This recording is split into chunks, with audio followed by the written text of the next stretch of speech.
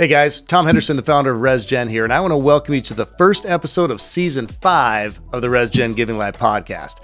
Man, time flies when you're having fun, doesn't it?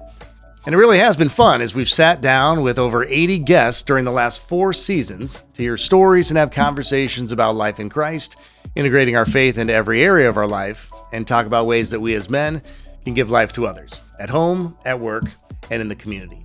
So thank you. Thank you for being a part of the fun, for listening, for sharing episodes with others, and for being on our podcast journey in so many ways over the last 4 years. I'm excited to kick this season off with a friend of mine who is both a phenomenal leader and a great example of someone who truly strives to give life to everyone he meets. Mayor Paul TenHaken is currently serving his second term as the mayor of Sioux Falls. And on today's show, we talk about a lot of great topics, including some of the most important things he's learned about leadership and himself over the last 6 years as mayor, and how his faith has helped guide him as a leader, husband, and father.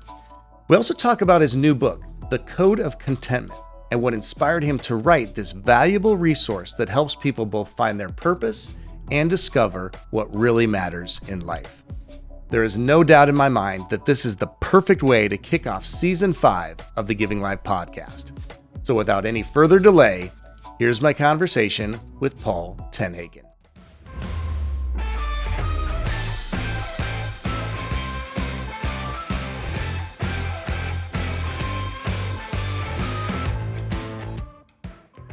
Paul, man, it's good to have you back on the podcast. Good to be back on the pod, brother. Yeah, dude. Season 5, Episode 1. We're kicking it off together. We both got our new trendy glasses on. Yes. Is this a sign that we are becoming more wisdom-filled, studious, or just older? I'll tell you, man, I had LASIK about, it's maybe 12, 13 years ago now. Best investment I ever made. And they said, you someday still need readers. Yeah. But my vision's still really good. I'm still 20/20 long, but, yeah, 46 years old and the readers are coming out. So I'm debuting them on this podcast.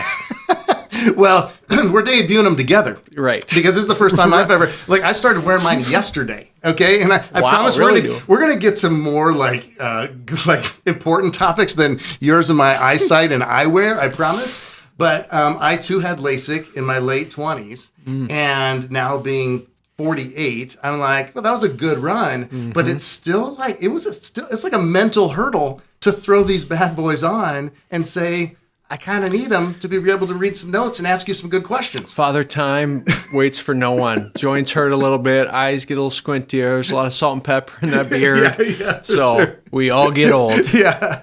Well, like I said, we are going to talk about some more important topics than just our aging bodies and eyesight. So quick little introduction of who you are the vast majority of the RESGEN listening audience is probably going to know who you are from maybe the first episode that you were on back in Season 3. Or just because of your position of mayor here in Sioux Falls. But you've got way more in your life than just being the mayor of Sioux Falls. So, brother, I'd love for you to start there, and then we're going to dig into some good stuff. Yeah, no, I love it. I'm Paul TenHaken. I'm 46. I grew up in Minnesota, went to college in Iowa, and landed in Sioux Falls, South Dakota 25-ish years ago. And I've been serving as the mayor of this city for the last 6 years and 2 months. So never in a million years would have said that this was a desire or a path that I thought my life would take. But here I am. I got 2 more years left in this role. You're term limited in City Sioux Falls. You can serve 2 4-year terms. So I was reelected 2 years ago. And on the home stretch, lame duck as they call it. I don't like that term, but the home stretch right now as the mayor of City Sioux Falls. Yeah, and then you've been married to Jill for how long? We were married 25 years this past summer. Come on. I know. Can you believe it? So, took her out to Qdoba and just, listen, really treated her. Yeah, hopefully use the Great Life discount. Got $2 off that burrito. Yeah. You know what? I heard one guy tell me once. He said, you know what? The secret to a good marriage is you got to take your wife on a nice trip. So for a 25-year anniversary, I took her to China. And for our 50-year anniversary, I'm going to go pick her up. Terrible, huh? But I shared that one with my wife. She was mildly impressed, but she gave you a smirk out of the deal. Yeah. And then your kids, you were about ready. Actually, you just did drop off your first child off at college here recently. Yeah. So I have an 18-year-old who's a freshman at a college in Iowa, Dordt University, and then I have a sophomore in high school and a sixth grader, a boy and a girl. So we're in a fun chapter of life, with three kids that are all doing great things, and it's fun to see God work through your kids, and that story. It's fun to see when your kids figure out who they are in God and what they want to be and what they want to do, and they're good humans. And so we're really enjoying that phase we're in right now. Yeah, and taking that first one to college, that ain't a joke. I mean, that's a big step. And I know we're recording this a little bit earlier, so maybe if we were recording it right afterwards, there'd be some tears in the eyes. There's already tears. She's a great kid. We love having her around, and we're gonna miss her. But also, it's as parents. You have to be comfortable with letting go, and parenting is a chapter. Having your kids at home is a chapter, and I see a lot of people who they don't want to close that chapter. And it's like, hey, you're still my child. Yeah. You're just entering a new chapter. I'm entering a new chapter, and so it's good. I can't wait to see how God's going to use her at college. Yeah, my oldest son just turned 23, and then my youngest is turning 20 in a week.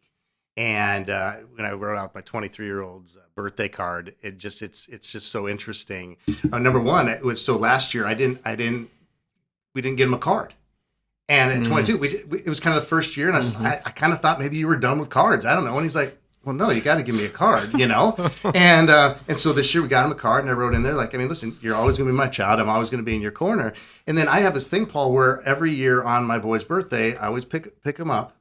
And I don't post as much on socials as I used to, but I pick them up and I post a picture and say, no matter how old my boys get, they're never too old to be picked up and held by their dad. Mm-hmm. And I thought that this year was going to be the year where my oldest said, yeah, we're done with that. And I mean, he's also a little bit more girthy than, Hard to hold, yeah. I mean, he lives in the gym a little bit more, and, I don't maybe get into the gym as much as I should. And so I said, I didn't know if this was going to be the year. And so I said, well, I mean, I'm assuming you just want to take a picture without me holding you. And he's like, what? It's a tradition. We have to do that. So, lo and behold, we did it. So, just to your point of that, you never stop being their dad. Yeah. You never stop being like their head cheerleader, their head encourager in life. It just looks different. Mm-hmm. And raising adult children is different than raising children. Mm-hmm. And watching them spread their wings, just gives you joy. That's great, man. So you've done a great job. And before we get into this, let me also just say, I know that you said that you've got just a little bit over a year, and we're going to get into that in your term. 2 years. Mayor. 2 years as mayor, and you've really done a phenomenal job. Okay, thanks, you man. really I appreciate that. You really have done a great job, and I know you're not done. The whole lame duck title, that ain't for you. I know it's not you, but I want to just let you know, as someone who just sees a lot of leadership. You've done a phenomenal job of leading from the front, leading in a way that you back it up with your life. And I think that means a lot. That's the most important thing, because we can all talk, right? But it's how we live and how we operate. And that's what our kids see. That's what our city sees. You know what? When you view work as worship, and you view work as an opportunity to be a witness for the kingdom, and when you're outwardly transparent with your faith, people have a different expectation of you. So you have a built-in accountability. People know you're the RESGEN guy. So the way you act in public, the way you behave, the words you use, the things you post, people are going to judge you differently. And that's a burden, but that's a responsibility. And I always feel that with my job. It's like, okay, if I'm going to, walk the talk, I have to make sure that at the end of the day, I can look up and say, God, are you proud of me? Did I honor you today through this work? Because that's really what it's about. It's not whether this road got paved or this building got built or this policy got passed, but I report to one entity, and that's the Lord. Yeah, and that is so good. I think about, I remember when my youngest son, he ran in the state track meet. He had a goal that he wanted to hit in the state track meet for the mile, and he missed it by a few seconds. His goal was wanted to run a 4:30 or something. He ran a 4:35, And, I could never run a mile that fast. I mean, you could. I mean, you're much more half mile. Yes, but I just looked at him. I said, Chase, you didn't hit your goal. How do you feel? He said, Dad, I'm just really proud of myself. I did as good as I could, and I left it all out there. Yeah. And I just feel like, man, what if we ended our day with that statement of, I'm just really proud of how I live my life today. I know that the Lord is proud of me just for doing the best I could as a dad, as a husband, as a individual, and then obviously in the position that he's placed us in. So speaking of just leadership and positions, and as you are now in your second term, we first got together on this just after you got elected for your second term. So I thought now we're kind of midway through that almost, a good time to bring it back. I would love to know, what are some of the biggest leadership skills or lessons that you've learned over the last couple of years that maybe weren't in your leadership toolbox just even a few years ago? Oh, man, there's a million of them. I mean, I think the one thing that I have learned the most about myself, and I think good leaders need to have this, is you have to be very resilient and very willing to disappoint people and let people down. And I just do that every day. I disappoint people every day. And I sometimes jokingly tell people, hey, my favorite definition of leadership is disappointing people at a rate they can accept. And so, all right, who am I going to disappoint today? And knowing that it's okay that you disappoint people. And if they're angry at you and they lash out at you, you got to be able to just let that roll off your back and know that, hey, I'm doing what I know is right, and I'm not going to please everyone 100% of the time. And you're a people pleaser. I'm a people pleaser. I mean, by human nature, we want people to like us. And when you can get over that innate, feeling of, I want people to like me. Now, you could take that too far and say, I don't care what anybody thinks, and be a total, jerk. Yeah. But I think that's a very important leadership skill. And I think the other thing I've really learned is the importance of sitting down with people, breaking bread with people, spending time with people who are very different than you, who look different than you, who think differently than you, whose political beliefs are different than you. And we live in a time and a culture where we just vilify one another over political beliefs. Like you are pro-life, I'm pro-choice. There's nothing good that can come out of you because of that core disbelief we have on that issue. And that's not the case. We disagree on issues, but at the end of the day, we can still figure out how to work together, and we're both made in God's image. And that's being lost. That dialogue and that constructive dialogue is really a lost art form. You see it at the federal level. You see it a lot in politics. You see it in our communities. And so I long to get back to that. I think that, obviously we are in a season now where we're going to have opportunities to do that every single day as we're approaching, the national election. And I've heard you talk, quite often about the importance of how important our local elections are, just even in comparison to our national election, because of the local elections. They really determine a lot of our day-to-day experiences and just the things that go on in our city and our schools and all that kind of thing. But we have to have this willing heart to sit together, and not for the purpose of being able just to say, hey, this is what I believe and why I'm right, but to listen and place relationship over position. Absolutely. And, to the point about local, getting involved locally in your community, what we like to do is, as communities, we like to kind of armchair quarterback our community and say, well, the government should do this, and this street is terrible, and the mosquitoes are bad, and whatever the issue du jour is. And you need to realize that a lot of the challenges that we face in our communities every day, whether it's public safety, whether it's your roads, whether it's crime, whether it's your schools, whether it's your electricity, water, all that, all those decisions for all those services are all made at a local level. The president doesn't really impact that much. The Senate, Congress, the House, those are all local decisions. But yet we had an election a few months ago for some local offices. We had 7% turnout in this city. 7% of people got out and voted for local people to sit on their city council. I'm like, man, if you knew how important those positions were to your day-to-day life, but yet we'll have 60% turnout in November, because there's a presidential race, and that's what the media wants to cover, and that's, that's the fighting, and that's the rhetoric, and it's like, that stuff, it's just noise, So I'm obviously a huge evangelist for local government and what we do at the local level, because it's so important, and that's where we're so much more alike than unalike, is at the local level. So, how does that happen where we reach across belief lines? Like, how have you seen that really happen well? I mean, since in the last 4 to 6 years, have you seen us get better at that as human beings? Are Christians any better at it? No, they're worse in some ways. I mean, and so another thing I've learned over the years, even me as an elected official, you don't have to have an opinion on everything, and you don't have to let everybody know your opinion on everything. Really? Yeah. Can you believe that? So it's like, you don't have to have an opinion on how crappy this road is out in front of your building. Like, you can have one, but you don't have to go on Facebook then and tell everybody how crappy that road is. You can just, I'm lukewarm. It's a road, and I got here today, and I live in a great country. But we feel like we have to have opinions on everything, and we have these mouthpieces, i.e. social media, that let us amplify those opinions all the time.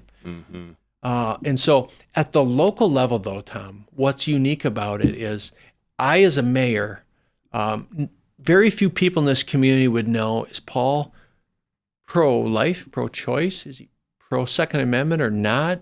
What's his position on the southern border? What about gay marriage? Like, all these things that, of course, I have opinions on all those things and beliefs on those things, but I don't have to share them with this community, because all that does is, one, probably pour gas onto some very polarizing issues, but two, I lose credibility with the half of my community that's going to inevitably believe something different than I do on those issues. Right. So why would I share my position on the Second Amendment when the mayor has no control over the Second Amendment? I have no power over that. So me being vocal on that, all it does is just fracture a community.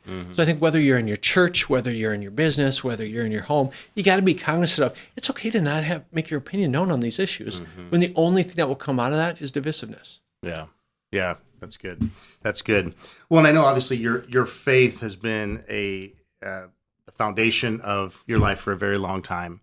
And you have, as you've mentioned, you have really not been shy about vocalizing your faith. And again, operating within the parameters of your faith in your position, which a lot of times, in politics is hard to do. And I know that we've talked at length many times about just like, you're not a politician.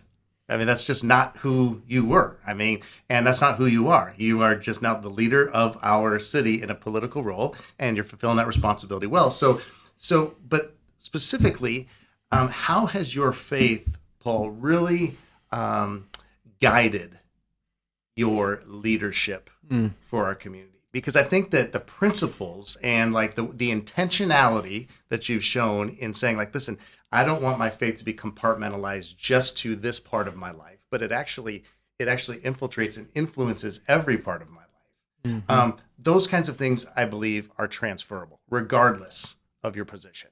So, like, are there certain things that you've been intentional about that you've just said, man, I'm not going to be shy about this?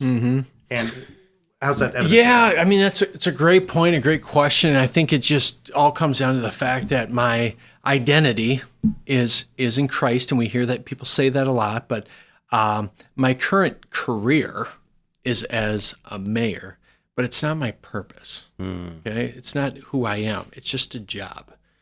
And in 20 months, this job will be done, and I will do something else. But my purpose and that calling and who I am does not change. So I'm a man of God. I'm a Christian. I'm a husband. I'm a father. I think that's who I am. And I'm going to be those things, whether I'm a mayor, whether I'm a Walmart greeter, whatever I'm going to be doing in my life. I'll tell you, though, that in my job, though, people like to throw the Christian flag at you a lot. In fact, just today, Tom, I kid you not, I got a message that someone sent to me that said, I see you believe in God, which I assume means you also believe in hell, because the way you're leading, I'm sure we'll see you in the latter. Okay?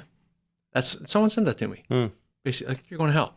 Don't know why They were so upset. There's no context, but that's just a message I got. So I have to take that message and then just put it on a shelf. It's like, someone here just reached out to me and said, I'm going to hell. Okay. Don't know why, don't know what's wrong with them. That makes them so triggered to do that. But you'd be a fool to say, that stuff never bothers you. Of course it bothers you. And someone in your community sends you a message like that. And so when they know you're a Christian and people know you're a Christian, they will use that to weaponize things against you. Let me give you a real example. We have an issue in our state right now where we're going to be voting in the fall on if we should charge sales tax on what's called consumables, anything you eat or drink. Not to get too political here, and the argument being like, poor people who have limited income should not have to pay 2 cents on every dollar on food that they have to buy for their families. So the Christian would say, of course, we shouldn't be charging people for taxing them for the food. But the ramifications, if we remove that tax, are really, really challenging for this community and our ability to provide public transit, which poor people can't use, or can't have cars, so they have to use.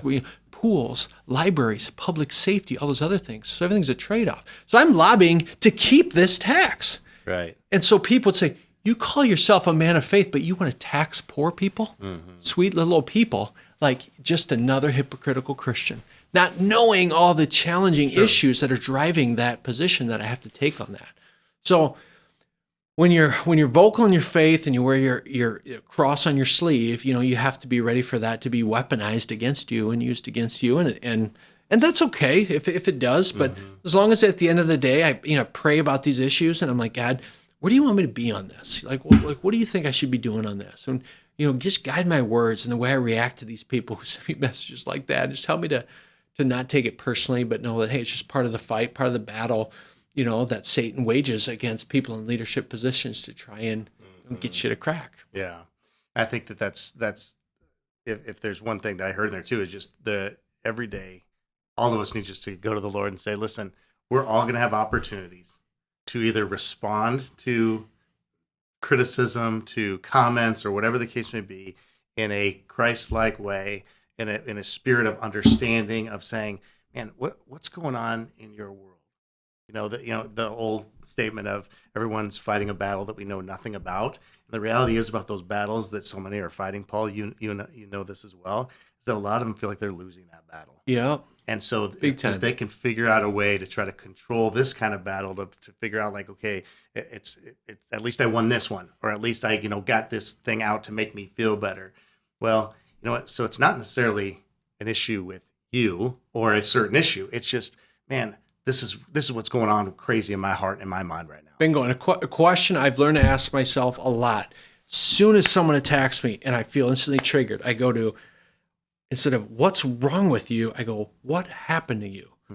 So if I stop thinking about what's wrong with you, why are you such a jerk? Like, what happened to you to make you that way? Maybe you were wronged by someone like me in the past, wronged by the church, whatever. And so I personify that in some way. I'm a leader in some way. And so it gives me a different level of empathy when I ask, what happened to you that made you so angry like this? And so it's a different way of framing it. Yeah, that's good. Well, I'm going to transition to some of the stuff of just dude life, just dad life, husband life, all that kind of stuff. Because as someone who has a lot of things on your calendar. We've had breakfast. You said, Tom, look at my calendar, and you have a lot of appointments. You got a lot of meetings. You're going to run from this to go and do some media stuff. I mean, so you're stacked. And so there's a lot of boundaries. I'm assuming that you've tried to put in place, that you've been very diligent in keeping, to make sure that your faith, that's the number one in your identity. Secondly, you're a husband to Jill. So boundaries that you put in place to make sure that is not being pushed off into the back burner, and then also being a dad to your kids. So talk with me about just ways that you have been able to ensure that your marriage stays at the forefront of your mind and as a key component of your identity, and it doesn't get lost in your job. Man, great question. With the marriage specifically, I will say this, that as my kids have gotten older, and now I have one out of the house, I have started to try and find things that my wife and I enjoy doing together that aren't centered around our kids. and she picked up golf several years back, and we play golf together. Okay. And we're doing the old people thing. We're going on walks after dinner, and because I see a lot of couples who their being and their marriage is centered around the family unit. And sports specifically has such a stronghold on our society. It's running sports year round for their kids. And then when that chapter is over, they look at each other across the table and they're like, what do we do together? Like, I don't even know who you are. And so there's a lot of times when we have to tell our kids, hey, we're not going to your thing because mom and I are going to this golf event. Mom and I are going to go on a walk, and we'll play that with you later. And so I think you have to, and you always hear the phrase, you got to keep dating your wife. And I know you're a big proponent of that too. Yeah.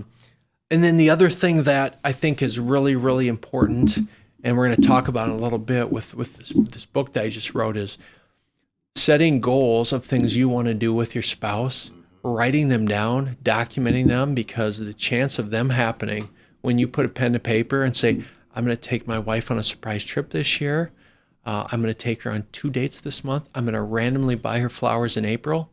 When you start writing that stuff down and hold yourself accountable, it happens. Because marriage is work, just like everything is work. And if you're not putting your goals down for that, they just are going to fall apart. And a lot of times we make that harder than it needs to be. Yes. Because it's like it has to be, everything we do has to be big.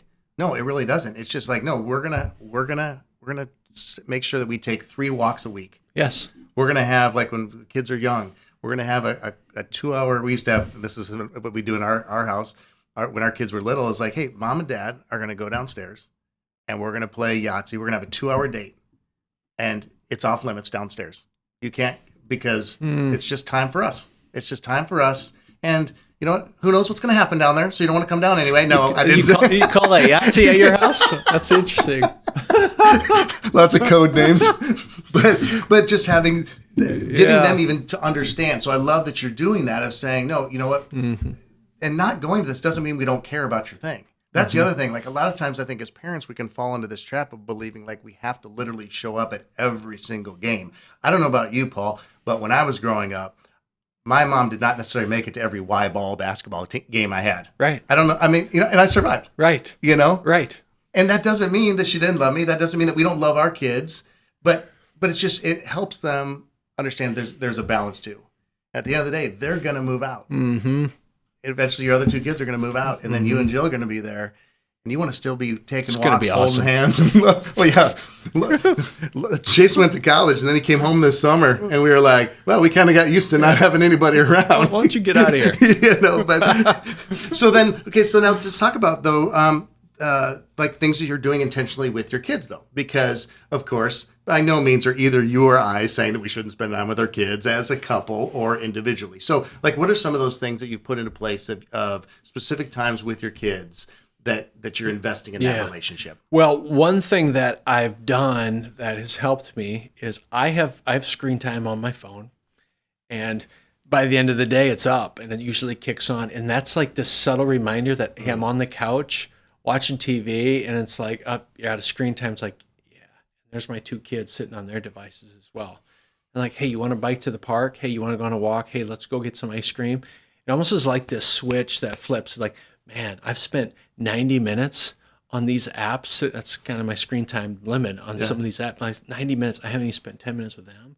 So it's this instant trigger that reminds me to do that. So the second thing that I think is just very important is, until you have kids, man, you do not realize how quick it goes. And people would always say that to you. I know they do, like, don't they? Oh, time flies. They'll be out of here before you know it. And you're like, yeah, whatever. It seems like it's taken forever.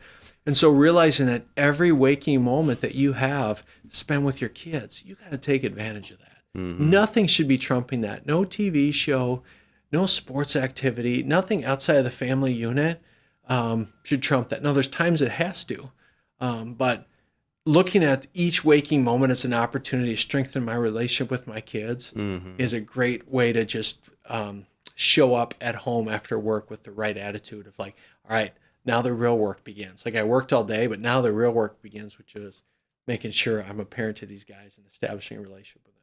Yeah, I've heard it said once, we make our living from 9 to 5, 8 to 5, whatever. But it works better in the statement for me to say 9 to 5. You make your living from 9 to 5, and you establish your legacy from 5 to 9. Dude, I love that. You know, and so you could even do the 5 to 9 a.m. because you're an early morning guy. Yep. You know, you're a really early morning guy. Yep. You're so much more disciplined than me.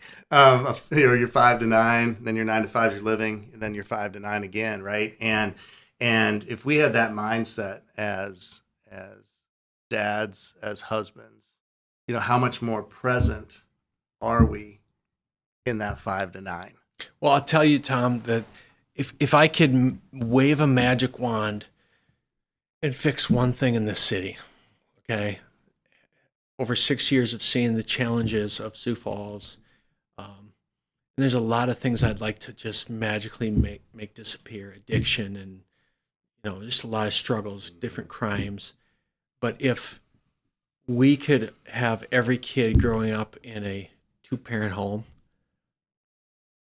90% of the problems in this community would be gone. And so many of the challenges start in broken homes.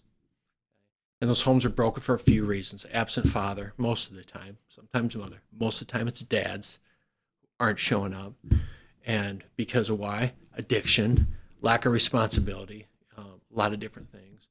So fatherhood and being present for your kids is probably one of the most important things you can do as a man to give back to your community, to make sure that you're raising men and women who you want to be pillars of a community, you know, next generation of leaders, volunteers, mentors for the future.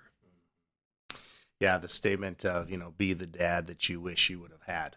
Yeah. Is one that I've heard a number of times, you know, growing up in a home that didn't have a father present. But that's a big hurdle to jump when your past was one that didn't have a father present. Right. And like that statement always meant something to me, but it actually made me feel guilty, you know, in a way, right? Because I'm like, well, geez, I'm not hitting that, you know, for sure. Right. But at the same time, but doing the best that you can, saying, okay, because there are a lot of pasts that our current fathers are trying to not be products of, but not prisoners of. So how do we surround ourselves with other individuals that can encourage us when we're not feeling adequate, or when we just don't feel like we have what it takes? One of the statements that I've just really loved to think about in just my own life is, you know, who do we have surrounding us that isn't impressed by us? Mm-hmm. Because when we really think about because they'll tell you the truth and saying, hey, Tom, you know what? I think you're running a little ahead of Laura here. Or I think you're, you know, maybe the way that you spoke to your kids over here wasn't really the way that you intended it. But it's not something that, you know, so like those people in your life, right? But I agree with you 100% because I mean, I give my life to now ministering to dudes, right? And the amount of dad hurt that a lot of us have in our lives, it's tremendous. And then we can't replicate it. Yeah. And so everything we can to just, you know, be those dads, be those. You can do a lot of things over. You could start a different career right now if you wanted. You could lose weight. You could put on muscle. You could do a lot of things with your life. You can't go back and get those 0 to 18 years back with your kids. It's gone. It's gone. So you can fix a lot of other things in your life, and you can pivot a lot of different ways. You cannot do that over. And so realizing the heaviness that comes with that reality and that responsibility is just so important for men. Yeah, for sure. Well, we only have a few minutes left because I want to make sure that we get to talking about really a surprise book that you launched on us, all of us. All of a sudden, there was a book there, and it was like you wrote a book under the radar, is what you did. I don't know if you did it like at 4:30 in the morning when your wake up call happens. You know, it was kind of something I've been working on for a while, just on my own, and basically taking journaling, which I've always kind of been a fan of journaling, and saying, hey, why don't I just take these kind of hard knock lessons over the years and put them into a devotional format. So it's therapeutic for me. Yeah. So it's like, I wanted to do this for myself. Yeah. So it sounds very selfish, but I'm like, if one person could benefit from some of these, it'd be great. But the secret to this book, so I wrote a book called The Code of Contentment. It's 52 devotionals, meant to be a real easy read once a week for a year. But at the end of every chapter is the same 6 set of questions. Mm-hmm. And it's, what relationship do I want to be intentional about this week? What's one goal I have for myself? What's one physical or mental health thing I want to work on this week? And holding yourself accountable to goal setting has been transformational in my life. And in fact, I wouldn't be in this job. I wouldn't be a mayor had I not started to write down some goals, some small goals that all right, there's 2 degrees of change here. All right, I'm going to have this meeting next week and see if I should explore this. All right, now I'm going to write this down. All right, now I'm going to meet with this mentor.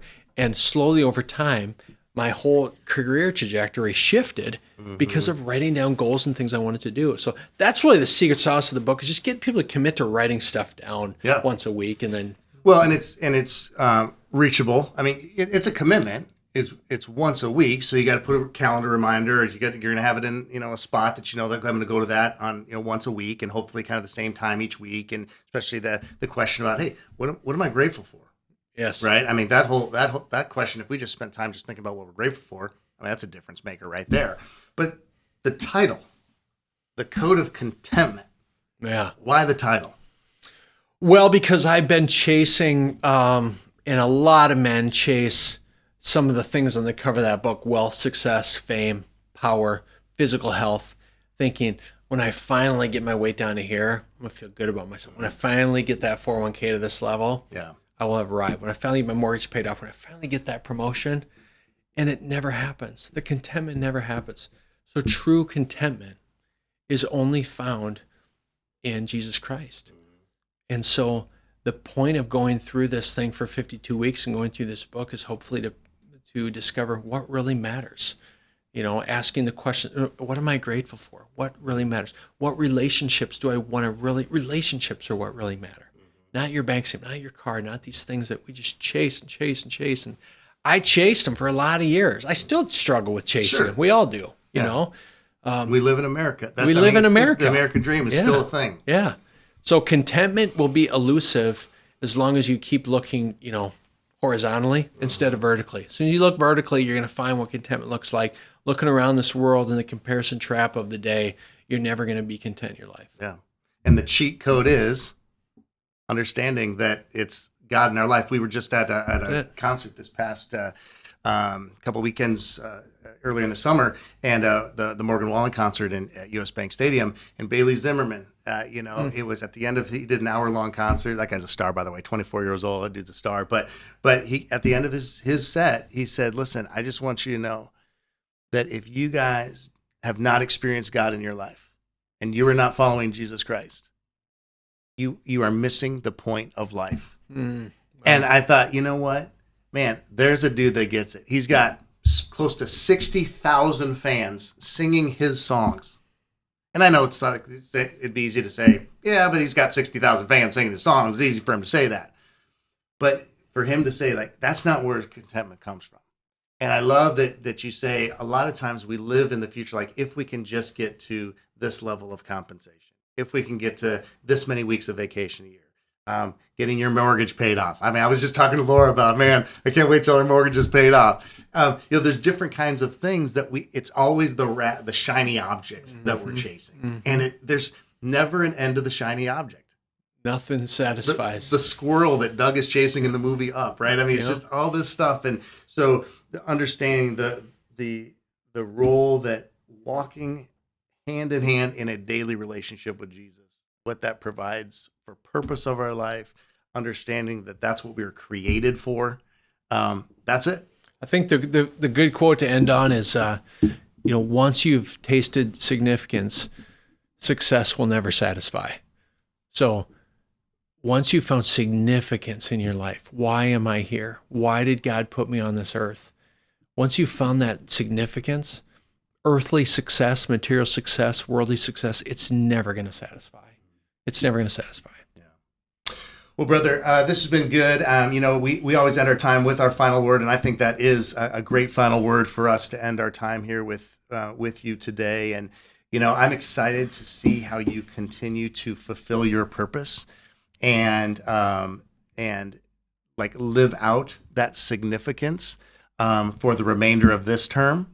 I had, of course, a number of people when I said that you were going to be on the pod again. They say, please ask him what he's going to do afterwards. I'm not going to ask you what you're going to do afterwards because God's unfolding that plan, I know, in your heart and in your mind as you talk with Jill and just your family. And the Holy Spirit's going to continue to guide and direct you in that decision. But let me just end our time by saying, again, thank you. Thanks for your leadership. Thanks for your friendship. Amen. Thanks for the authenticity of which you lead and the authenticity in which you live.